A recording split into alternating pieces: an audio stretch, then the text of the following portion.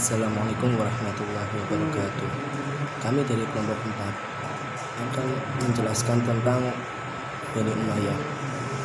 Menjelaskan tentang perkembangan Bani Umayyah, perkembangan politiknya, kondisi sosial keagamaan, dan perkembangan peradaban Bani Umayyah.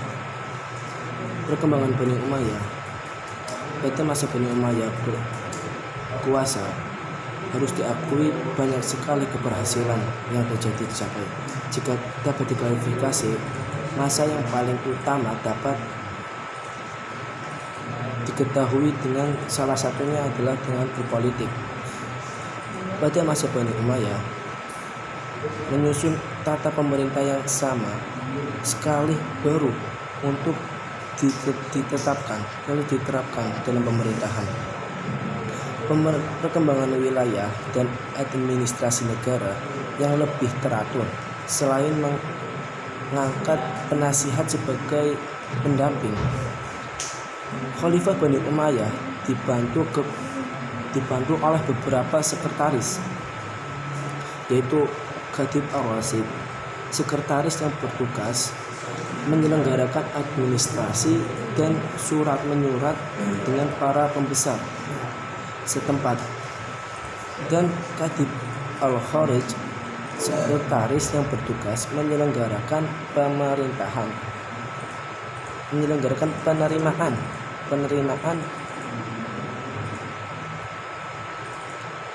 dan pengeluaran negara.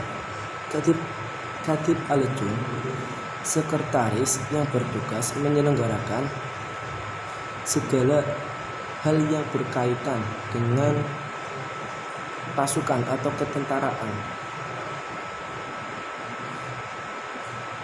Khatib Asy-Syurta, sekretaris yang bertugas sebagai pemeliharaan keamanan dan ketertiban umum.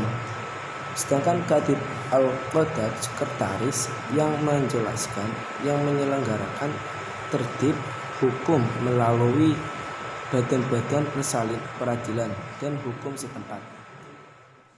Bismillahirrahmanirrahim. Assalamualaikum warahmatullahi wabarakatuh. Perkenalkan, nama saya Nugi Laburayoga dari kelompok 3 akan melanjutkan presentasi video lanjutan saudara Faihaq Saiful Rijal dengan tema pemindahan politik Bani Umayyah. Pemindahan ibu kota dari Madinah ke Damaskus melambangkan zaman Imperium baru dengan menggesernya untuk selama-lamanya dari pusat Arabia, yakni Madinah yang merupakan pusat agama dan politik, kepada sebuah kota yang kosmopolitan. Dari kota inilah Daulat Umayyah melanjutkan ekspansi kekuasaan Islam dan mengembangkan pemerintahan sentral yang kuat, yaitu sebuah imperium Arab. Ekspansi yang berhasil dilakukan Bani Umayyah antara lain ke wilayah-wilayah Tunisia, Khurasan sampai ke Sungai Okhus, Afghanistan sampai ke Kabul. Serangan kemudian dilanjutkan hingga ke ibu kota Byzantium, Konstantinopel. Ekspansi ke timur kemudian dilanjutkan oleh Khalifah Abdul Al-Malik. Dia mengirimkan tentara untuk menyeberangi Sungai Okhus dan berhasil menunjukkan Bab, Bukhara, Khawarij, Fergana, dan Samarkand. Tentaranya bahkan sampai ke India dan dapat menguasai Balochistan, Sindh, dan daerah Punjab sampai ke Multan. Pemerintah Muawiyah menyaksikan penaklukan kembali sebagian besar wilayah Khurasan dan pemukimannya yang permanen dengan kota-kota Garnius, yakni banyak negeri Iran Timur.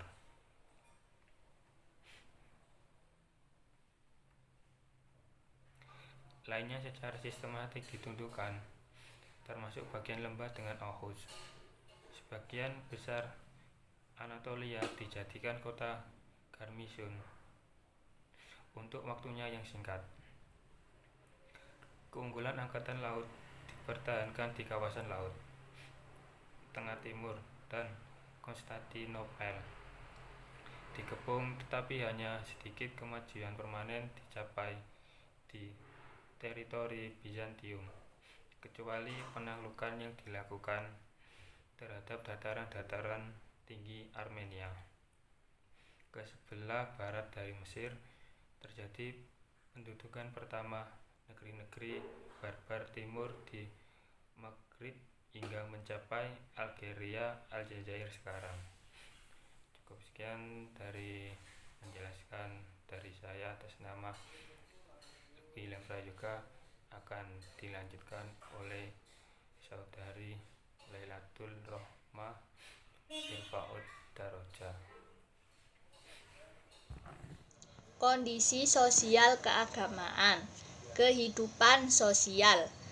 Kata sosial berasal dari bahasa lain yaitu sosietas yang artinya masyarakat. Kata sosietas berasal dari bahasa lain yaitu sosius yang artinya teman. Kata sosial berarti hubungan antara manusia yang satu dengan manusia yang lain dalam bentuk yang berbeda-beda atau berlainan. Misalnya keluarga. Para ilmuwan sosiologi memiliki pemikiran yang berbeda-beda mengenai kehidupan sosial, yaitu ilmu yang menyangkut, mempelajari, dan menjelaskan perilaku manusia di dalam kelompok dan dalam hubungannya sesama manusia atau dengan kelompok lain. Sedangkan menurut Johnson dalam buku yang dikarang oleh Profesor Dr. Bahrein T. Sugihen MA yang berjudul Sosiologi Pedesaan, bahwa sosiologi adalah mempelajari kehidupan dan perilaku sosial terutama terkaitkan dalam satu sistem sosial. Jadi, kehidupan sosial adalah interaksi atau hubungan antara manusia dengan manusia lain dalam satu kelompok yang saling membutuhkan antara satu sama lain. Kehidupan keagamaan. Menurut Quraisy Shihab, beliau mengatakan bahwa agama adalah hubungan antara makhluk hidup dan kholiknya. Hubungan ini terwujud dalam sikap batin dan sikap yang kelihatan dalam ibadah yang dianutnya. Assalamualaikum warahmatullahi wabarakatuh. Perkenalkan, nama saya Rosa Eviana. Di sini saya akan menjelaskan tentang kehidupan sosial keagamaan masyarakat perindustrian. Masyarakat perindustrian adalah sekelompok manusia yang tersusun dalam aktivitas yang sama dalam bidang pekerjaan, yaitu pada sektor industri. Perindustrian adalah kegiatan memproses atau mengolah barang pada suatu perusahaan dengan menggunakan sarana, dan orang yang bekerja akan mendapatkan imbalan berupa upah dan gaji untuk memenuhi kebutuhan sosial. Sedangkan pengertian kehidupan sosial keagamaan adalah sebuah spiritualitas yang terlambang. Jadi, kehidupan sosial keagamaan masyarakat perindustrian adalah kehidupan sekelompok manusia yang saling berinteraksi dalam satu sama lain dalam suatu lingkungannya. Sekelompok manusia yang bermasyarakat harus senantiasa menjalankan kewajibannya yang diperintahkan oleh Allah Subhanahu wa Ta'ala. Yang selanjutnya yaitu faktor-faktor yang mempengaruhi kehidupan sosial keagamaan ada 4. Yang pertama yaitu faktor pekerjaan. Yang kedua yaitu faktor keberagamaan. Yang ketiga yaitu faktor geografis, dan yang terakhir yaitu faktor pendidikan. Sekian penjelasan dari saya. Assalamualaikum warahmatullahi wabarakatuh.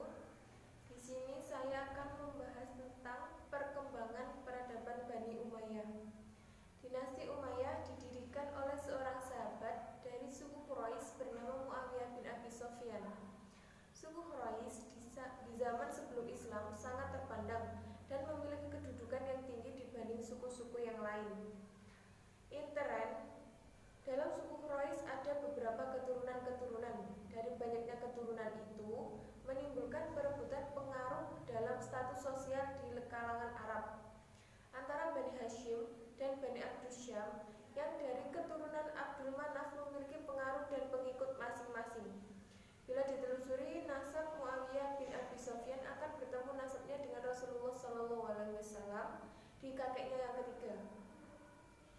Muhammad bin Abdullah bin Abdul Muthalib bin Hashim bin Abdul Manaf, sedangkan Muawiyah bin Abdul Syafan bin Harb bin Umayyah bin Abdul Syam bin Abdul Manaf. Suku Quraisy kebanyakan berpencaharian sebagai pedagang, berbeda dengan suku yang lainnya.